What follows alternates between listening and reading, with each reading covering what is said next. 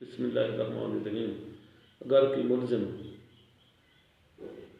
کی ضمانت ہو جاتی ہے اور بعد میں آپ کو وہ دھمکیاں دیتا ہے، استغاثہ میں نہ پیش ہونے کے لیے کہتا ہے، تھریٹ کرتا ہے، تو آپ اس کے خلاف درخواست برائے منسوخی ضمانت دائر کر سکتے ہیں۔ اس کا لکھنے کا یہ طریقہ ہوتا ہے درخواست کا۔ سب سے پہلے آپ لکھیں گے بعدالت جناب ڈسٹرکٹ اینڈ سیشن جج صاحب، ضلع کا نام لکھیں گے۔ اس کے بعد آپ لکھیں گے ملزم کا نام، پھر بنام لکھیں گے، پھر سرکار لکھیں گے۔ اس کے بعد آپ لکھیں گے مقدمہ نمبر باجرم، جس جرم میں وہ گرفتار ہوا تھا اور اس کی ضمانت ہوئی ہے۔ اس کے بعد آپ تاریخ لکھیں گے۔ اس کے بعد آپ تھانے کا نام لکھیں گے۔ یہ سب کچھ لکھنے کے بعد آپ لکھیں گے درخواست برائے حکم فرمائے جانے منسوخی ضمانت و گرفتاری ملزم کا نام لکھتے ہیں، زیر دفعہ 125 زواد فے، یعنی کہ ضابطہ فوجداری لکھتے ہیں۔ اس کے نیچے آپ لکیر کھینچیں گے، یعنی کہ اسے انڈر لائن کریں گے۔ اس کے بعد آپ لکھیں گے جناب عالی منصع مستغیث، مستغیث مقدمہ جو ہوتا ہے وہی درخواست دے سکتا ہے۔ مستغیث حسب ذیل عارض ہے یہ ہے کہ مقدمہ مندرجہ عنوان بالا میں عدالت حضور میں، جو مندرجہ عنوان والا مقدمہ ہے زیر سماعت ہے، جس میں فلاں تاریخ کو تاریخ پیشی مقرر ہے۔ اس کے بعد آپ لکھتے ہیں یہ کہ ملزم مقدمہ عنوان بالا میں ملزم کا نام لکھتے ہیں آپ، ضمانت باز از گرفتاری بعدالت جناب علاقہ مجسٹریٹ صاحب مورخہ فلاں کو منظور ہوئی تھی۔ یہ کہ ملزم مذکور ضمانت سے غلط فائدہ اٹھاتے ہوئے من مستغیث کو اور مستغیث کے گواہان کو مختلف ذرائع سے ڈرا دھمکا رہا ہے اور کہہ رہا ہے کہ اگر آپ میرے خلاف استغاثہ میں پیش ہوئے تو میں آپ کو جان سے مار دوں گا۔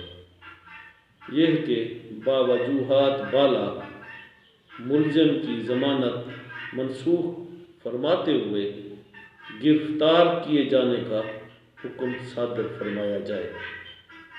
یہ کہ باتعید درخواست بیان حلفی لافاظہ ہے، اندرین حالات استدعا ہے کہ درخواست حاضہ منظور فرماتے ہوئے ملزم مذکور کی ضمانت منسوخ فرما کر گرفتار کیے جانے کا حکم صادر فرمایا جائے۔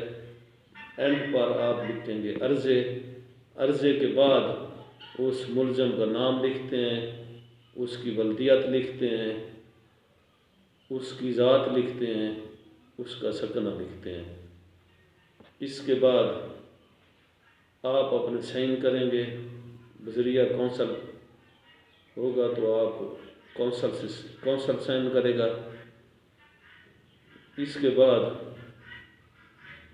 آپ یہ ڈسٹرکٹ اینڈ سیشن کورٹ میں درخواست منسوخی ضمانت دائر کر سکتے ہیں۔ اس میں پھر آپ اگر بذریعہ کونسل ہوں گے تو آپ کا کونسل پیش ہوگا۔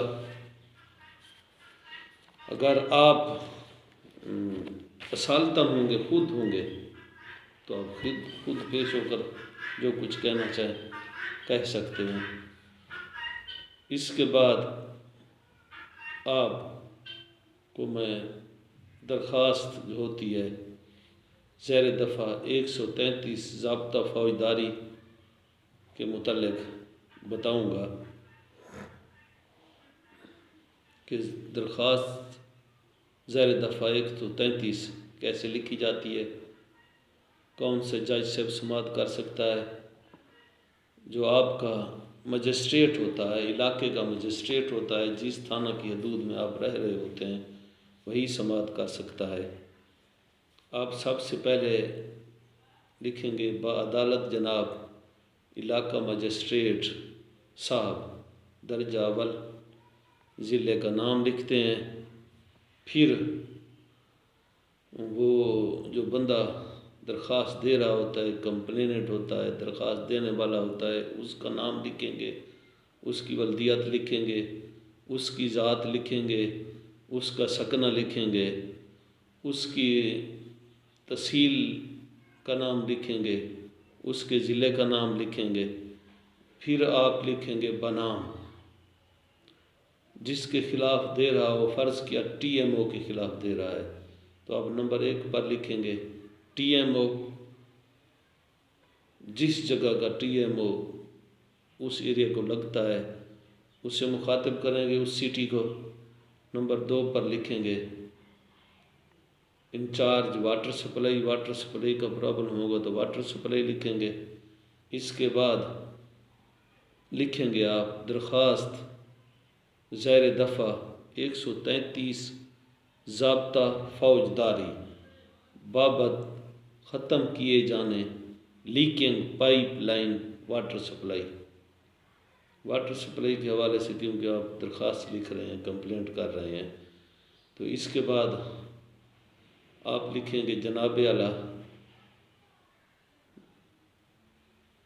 سائل بذریعہ کونسل حسب ذیل RSI، یہ کہ سائل فلاں جگہ کا مستقل رہائشی اور سکونتی ہے اور محنت مزدوری کرتا ہے، یہ کہ 5-6 ماہ سے ٹربائن واٹر سپلائی کا پانی پائپ لائن کے لیکنگ کی وجہ سے انتہائی گندا، غلیظ اور بدبودار آ رہا ہے۔